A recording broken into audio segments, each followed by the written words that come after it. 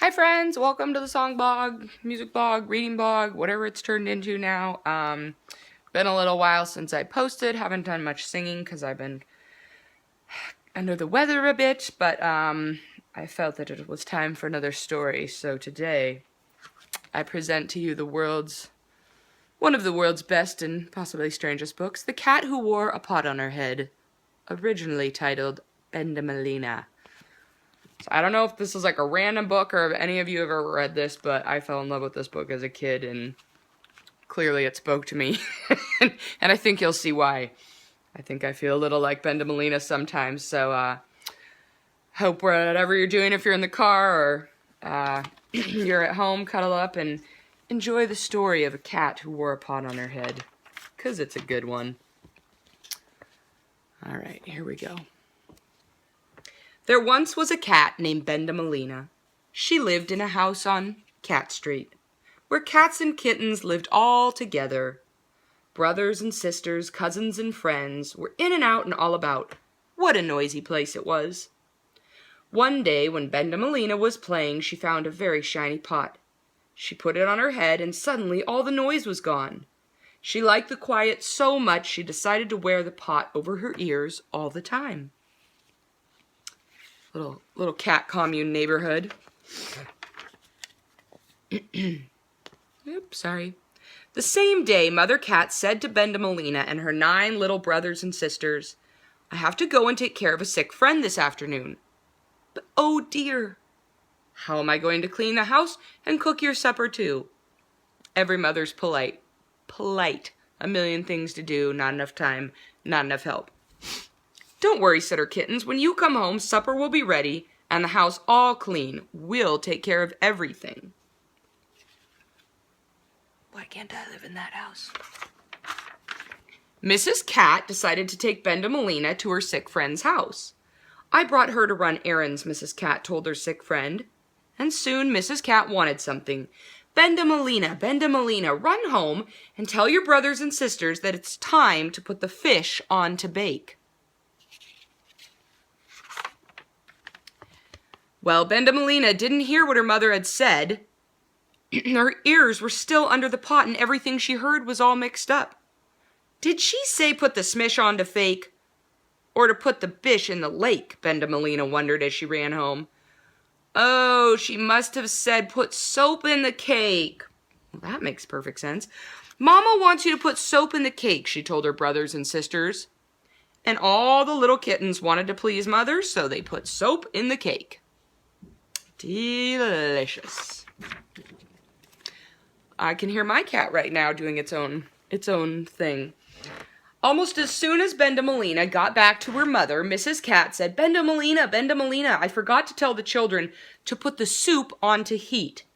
Run home and tell them to put the soup on to heat."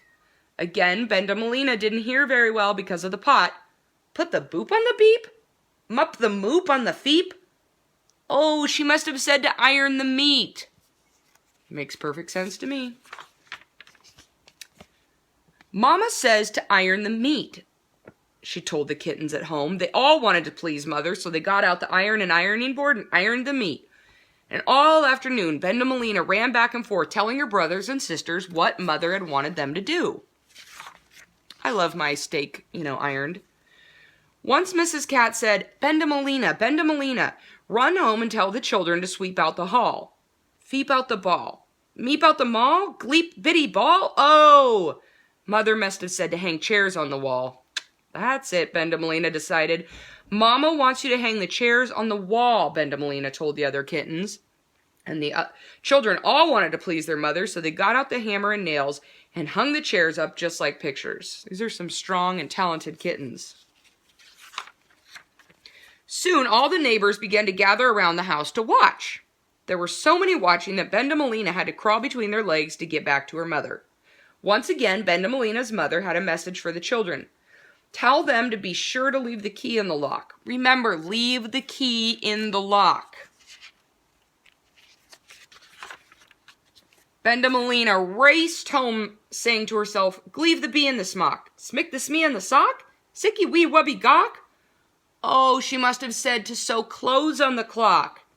So close on the clock, Bendemolena told her brothers and sisters, and to please their mother, that is what they did. Bendemolena again ran back to her mother. Bendemolena, Bendemolena, supper must be nearly ready, so go tell the children to make something to drink. Make Whiffly sink? Wump buffalo bink? Oh, she must have said to put a horse in the sink. You know. This book makes so much sense. When Bendemolena told her brothers and sisters what Mother had said, they asked Mr. Horse, who lived down the street, if he would stand in the sink just to please their mother. And by this time, animals had come from all over to see for themselves what was happening at Mrs. Cat's house. There were big animals and small animals and in-between size animals.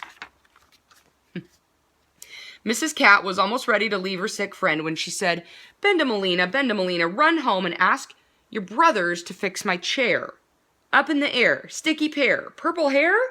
By the time Bendemolena got home, she decided her mother had said, ask in a bear. And to please her mother, the kittens asked in a big friendly bear from the crowd. So just then, Mrs. Cat came home. She saw soap bubbles rising out of the cake and meat on the ironing board ready to bake. She saw chairs on the wall and a bear in the hall. She saw the clock dressed in pink and a horse in the sink. And then under her chin, 10 kittens marched in. What's the meaning of this? Mrs. Cat cried.